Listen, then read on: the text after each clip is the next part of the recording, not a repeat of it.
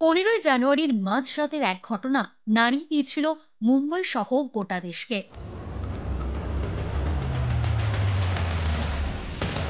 নিজের বাড়িতেই আততায়ীর ছুরির আঘাতে গুরুতর জখম হন অভিনেতা সাইফ আলী খান। বলিউডের এমন হাই প্রোফাইল অভিনেতার বাড়িতে বিনা বাধায় ঢুকে হামলার ঘটনায় ব্যাপক চাঞ্চল্য ছড়ায়। কিন্তু তার থেকেও বেশি চমক যেন হামলাকারী ধরা পড়ার পর অপেক্ষা করছিল। টানা ৭০ ঘন্টার অপারেশনের শেষে পল্লী থেকে সন্দেহভাজন হিসেবে মোহাম্মদ শরীফুল ইসলাম শেহজাদ বলে এক যুবককে গ্রেপ্তার করে পুলিশ। কিন্তু তিনিই আসল আততায়ী কিনা তা তাকে জিজ্ঞাসাবাদ করতে গিয়ে চক্ষু চড়কাজ পুলিশের। সূত্রের খবর, অভিযুক্ত আসলে বাংলাদেশের নাগরিক। ডাউকি নদীর সাঁতরে ভারতে ঢোকে সাইফের হামলাকারী। পরে বাংলায় এসে এক জাল পরিচয়পত্র দিয়ে সিম কার্ড কেনে সে। তদন্তে উঠে এসেছে, ভুয়ো পরিচয় নিয়ে মুম্বাইতে চাকরিও করত শেহজাদ। বিজয় দাস নাম নিয়ে হাউসকিপিং সংস্থার অফিসে চাকরি নিয়েছিল সে।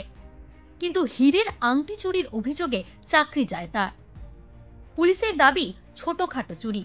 হাত সাফাইয়ে অভ্যস্ত শরীফুল বড় দাও মারতেই 15 তারিখ ঢোকেন সৈফ করিনার আবাসন সদ্গুরু শরণ বিল্ডিংয়ে।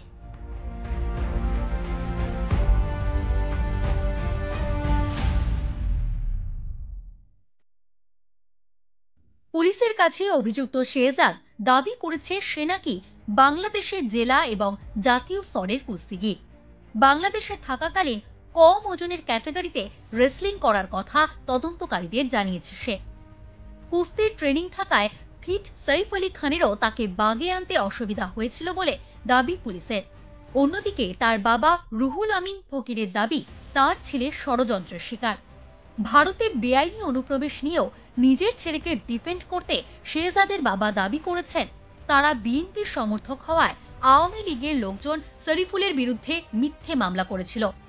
সেই হয়রানি এড়াতেই ভারতে ঢুকে ফেঁসে গিয়েছে এই ঝামেলায়। শরীফুলের বাবার আরও দাবি, সৈফের বাড়ির সিসিটিভিতে যার ছবি ধরা পড়েছে সে মোটেও শরীফুল নয়।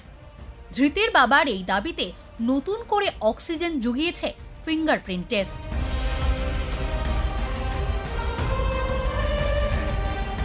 সূত্রের খবর, সৈফ আলী খানের বান্দ্রার বাড়িতে হামলার পর 19টি আঙুলের ছাপ পেয়েছিল মুম্বাই পুলিশ।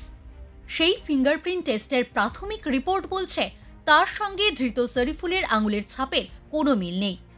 সিআইডির বিশেষজ্ঞ দলের এই রিপোর্টের পরই তৈরি হয়েছে ধন্দ। তাহলে কি 15 তারিখ যে আততায়ী সৈফ আলী খানের উপর হামলা চালায় সে আর অভিযুক্ত মোহাম্মদ শরীফুল ইসলাম শেহজাদ আলাদা লোক?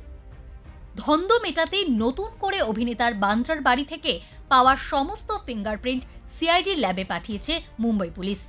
হামলাকারীর পরিচয় নিয়ে তদন্তকারীরা 100% নিশ্চিত না হলেও শরীফুলের পরিচয় ও অতীত রেকর্ড সন্দেহ তৈরি করেছে।